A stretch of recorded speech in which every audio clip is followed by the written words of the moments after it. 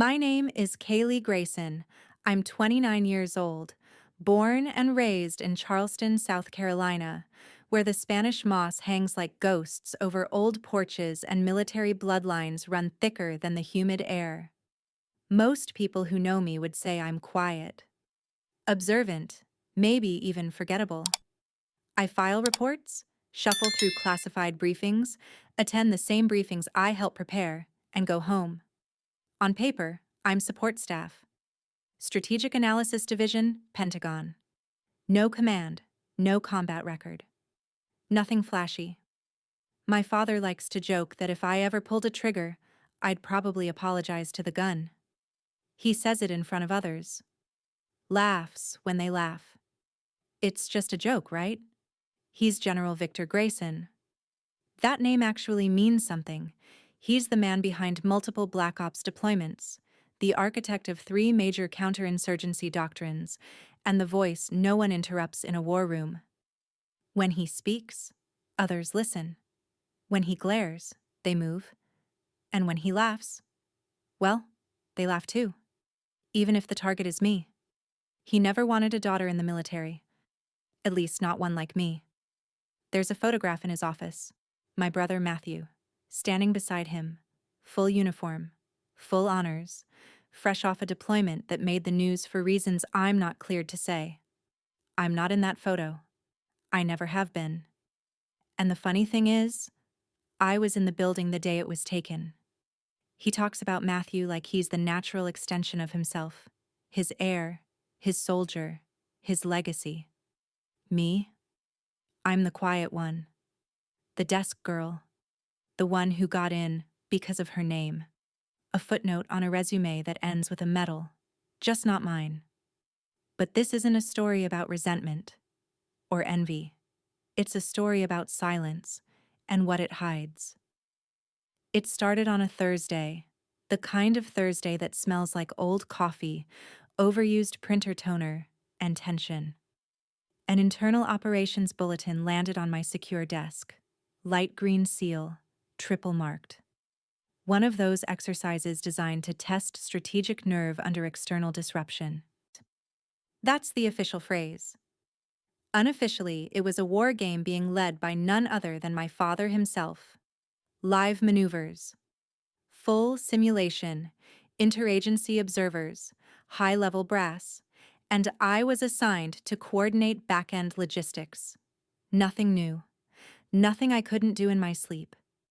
I'd been buried in that type of redacted paperwork for years, until I saw the strike pattern.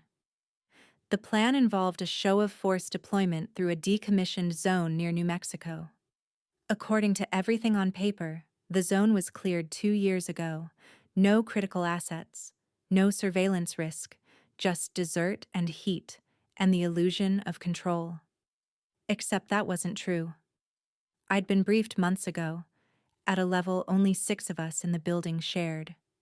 There was something under that zone, something operational, something quiet. I can't say what. Not in this story. Maybe not ever.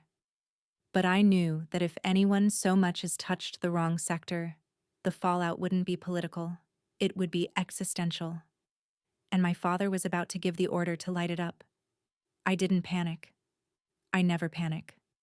But something inside me shifted. Something I didn't recognize at first. Maybe it was resolve. Maybe it was fear. I'm still not sure. What I do remember is this. I stood up. I walked away from my terminal, and I went directly to a terminal that wasn't mine. I keyed in the override access code. Red screen, biometric verification. Then a phrase only I was authorized to see. Echelon Z path cleared, silent authority in effect. I stared at it for a long time. Not because I didn't understand it, but because it made something undeniable. I had the authority to stop this, and if I used it, I wouldn't be the quiet girl anymore. I'd be something else entirely. The order came down later that evening. My father, barking into the ops room feed, looking proud, energized. He was in his element. His voice sliced across the radio like it belonged to the building. Every unit moved. every commander relayed. The orchestration was perfect. Except for one node, mine. My unit never launched. We held back for exactly 28 minutes. And then, the red call came. They didn't ask questions at first. That was what unnerved me the most. For the first 2 hours after the aborted maneuver, there was only silence. Not confusion, not chaos. Just a quiet space between the decision I made and the world realizing it had changed. Then came the knock. Not a fist, a knuckle. Deliberate.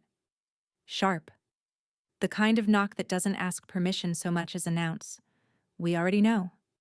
2 men stood outside my apartment. Civilian clothes. Flat expressions. No badges. No names. One held a sealed folder with no markings. The other handed me a phone. A voice I didn't recognize said, "Miss Grayson, you're being summoned under Article Delta 4. Do not pack. Do not speak. The hearing is at 0600. I didn't speak. I just looked at the folder. Cold to the touch. They didn't cuff me. They didn't have to. This wasn't a criminal matter. Not yet. But I knew what it meant. Somewhere between the war game I interrupted and the secret I protected, a line had been crossed. One I could never uncross. The hearing was held in an annex beneath Arlington, the kind of room that didn't exist on any map.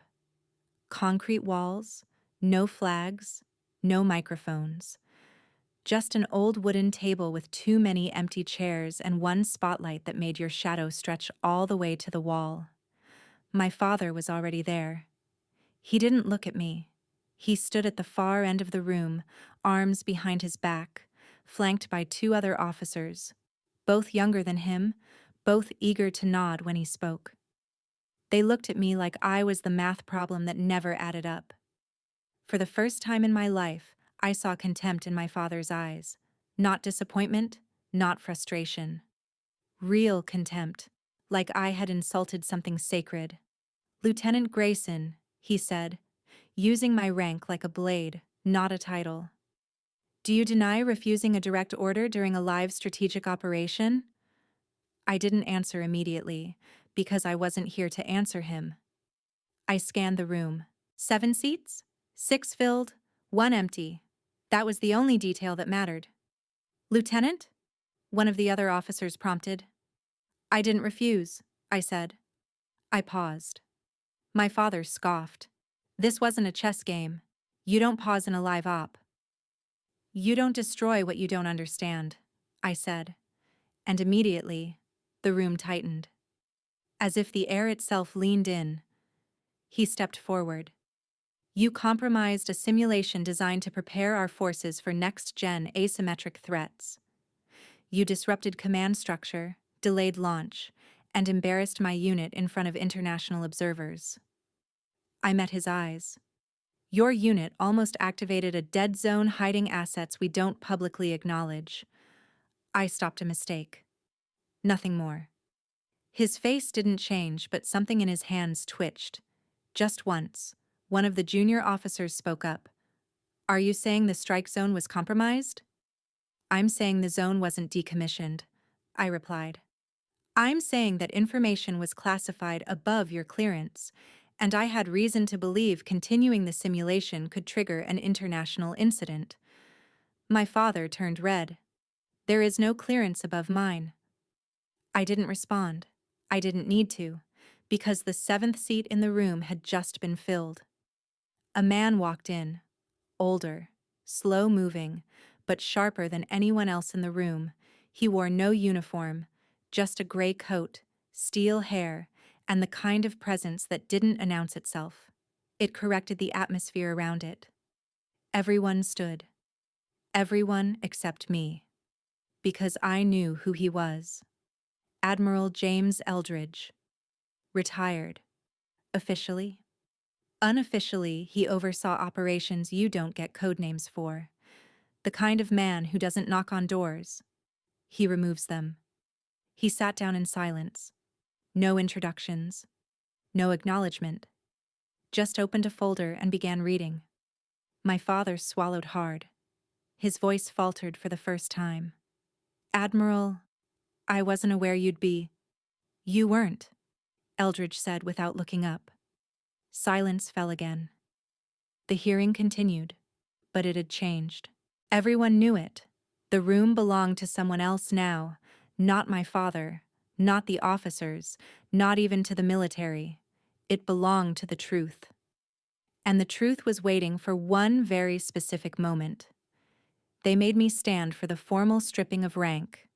Symbolic, performative.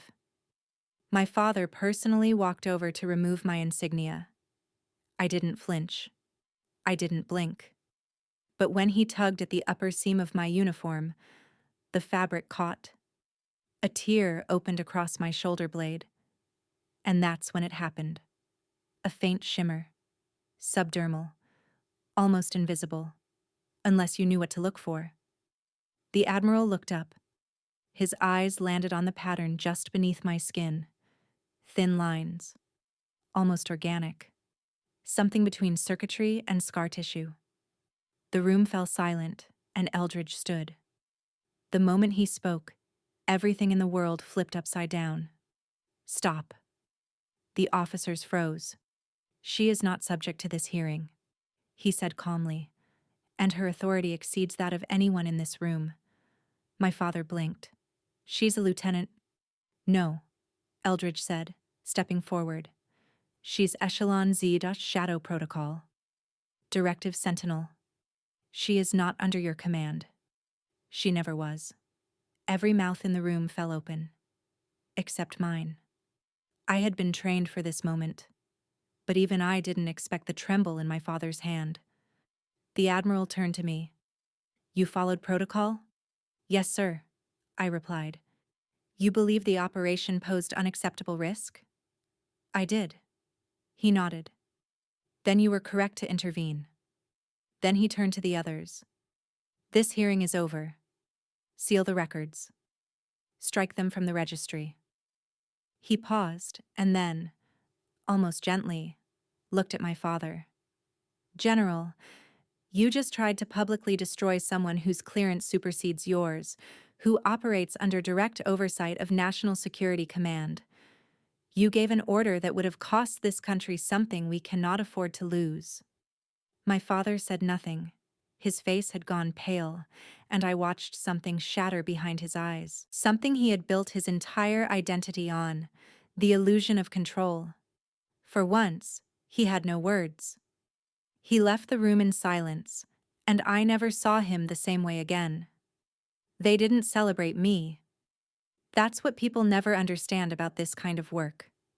You don't get medals when you stop something no one was ever supposed to know existed. There's no parade for the war that almost happened. There's no headline for the lives you nearly saved. There's just silence and a new assignment. I was moved within 48 hours. No goodbyes, no transition ceremony. My apartment was boxed, stripped, and sealed by the time I left the hearing chamber. I never even saw the building again. The badge I received wasn't made of metal. It was made of access. Doors opened where there had been walls. I saw corridors beneath NORAD no one even whispered about. I entered rooms where the air was recycled every 8 minutes to avoid trace contamination. People didn't salute me. They stopped talking when I walked in. No one called me lieutenant. No one called me anything, and I was fine with that. I was transferred to a black site agency without an official name. Its nickname among insiders was Glass House, because everything you did was watched, but nothing inside it could be seen from the outside. There were fewer than 50 of us. Every one of us had done something unforgivable, or unforgettable. Some carried blood on their hands, others carried secrets that kept them awake. I carried a moment, a single one, the decision to say no when I was supposed to say yes. The decision to believe that I could see something others couldn't. Turns out that was what qualified me most. We weren't analysts, not anymore. We weren't soldiers either, not really. We were decision breakers. The last failsafe when leadership got blinded by ego, ambition, or worse, fear. It's a strange kind of power to have the right to say stop when everyone else is screaming go. Stranger still when you know that no one will ever thank you for using it. But I wasn't looking for thanks. I was looking for answers. Why me? Why was I brought in, trained, implanted, and kept in the dark for years, only to be activated during a war game that shouldn't have come close to real-world consequence? The thing about Glasshouse is, if you stay quiet long enough, the system starts whispering back. It came in pieces. A redacted file here, a fragment of a debriefing transcript there. An audio recording never meant to exist. Bit by bit, I found the edges of a pattern, not just a simulation gone wrong, but something far more deliberate. The object under that zone in New Mexico, it was never supposed to be there. Not according to the records, not according to the interagency briefings, because officially, it didn't exist. But there it was, a facility so secret its own creators had tried to bury it beneath administrative denial. Something old, predating my father's commission, predating even Eldridge's retirement, and worse, it had been reactivated, not by accident, by order. Someone had moved a dormant prototype into live status. Something classified as RK7. I don't know what the first 6 were. I don't know if they still exist, but I know RK7 wasn't a weapon in the traditional sense. It was an override system. Something designed to seize control of autonomous defense architecture in case of total breakdown in human leadership.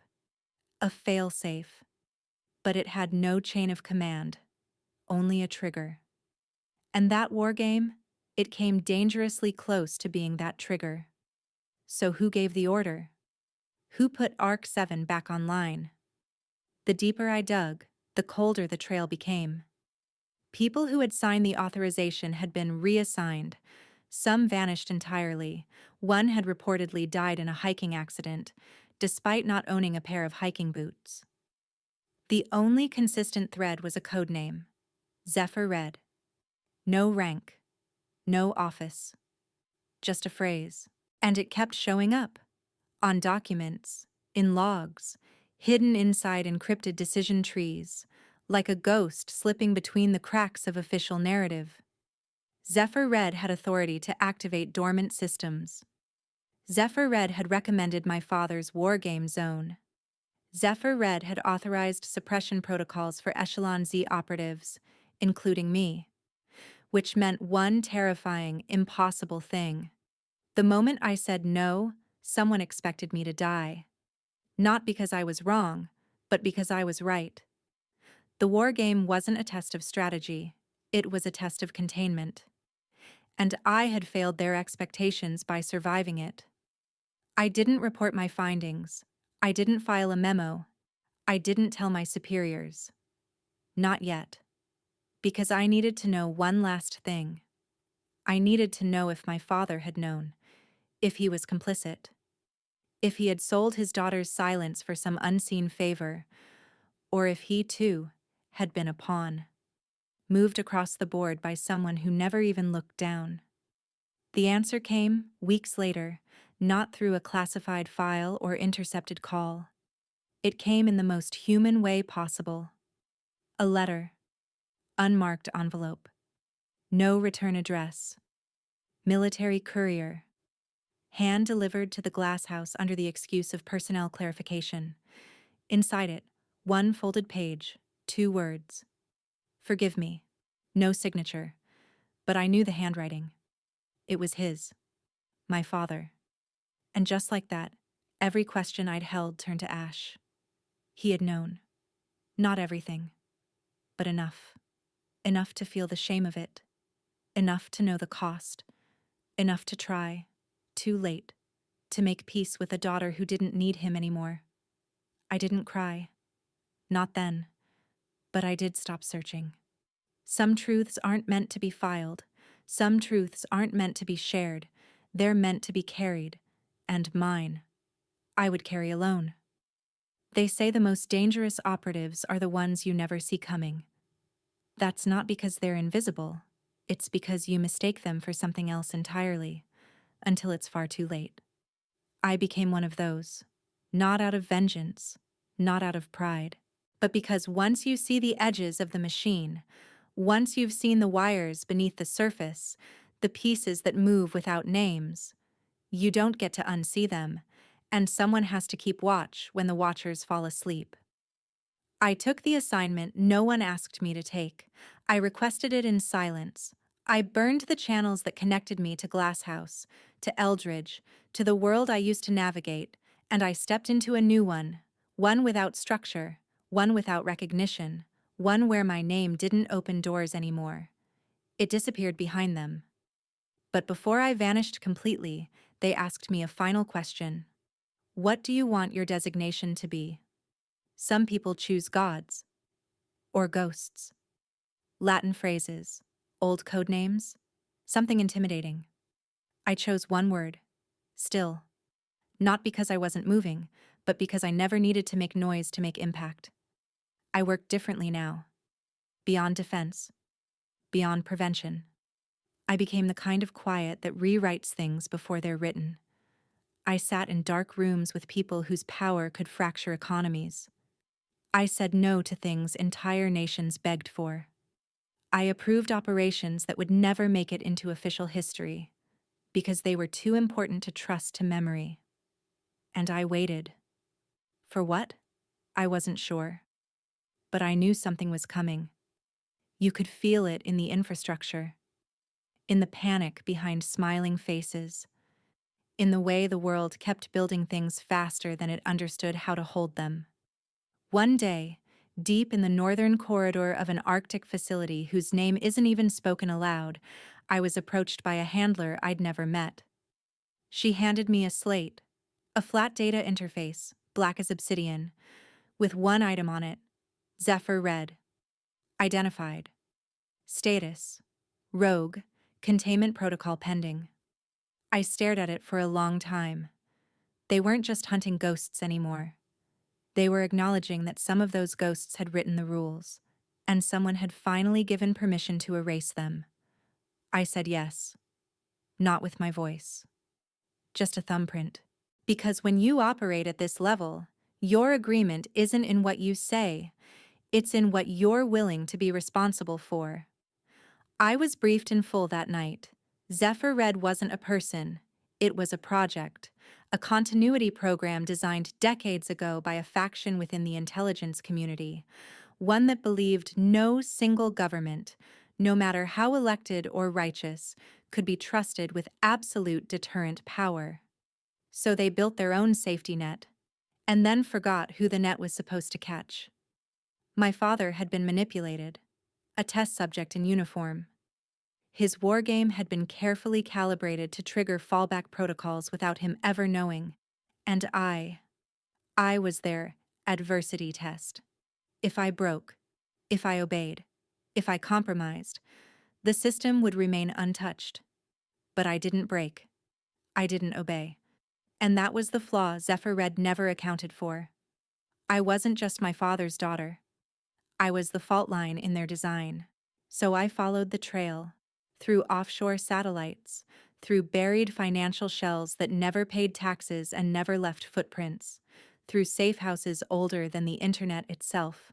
And at the end of it, I found a room. No guards, no locks, just an old man in a gray suit waiting. He didn't ask who I was. He already knew. He didn't ask what I was going to do. He already understood. He just looked at me and said, "It's not personal." And I said nothing.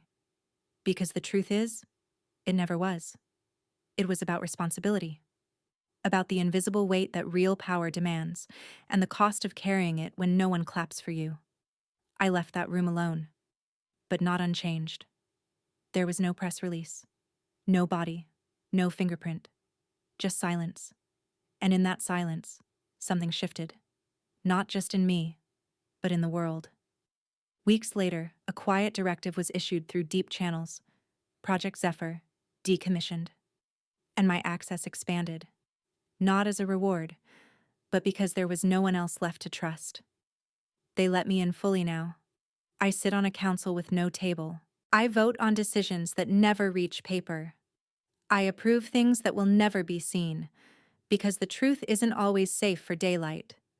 But every once in a while, I think back to him, to the man who raised me to be nothing more than the shadow of his son, to the general who taught me what not to become, and to the father who, in the end, had the courage to say 2 words: "Forgive me." I did. Not for him.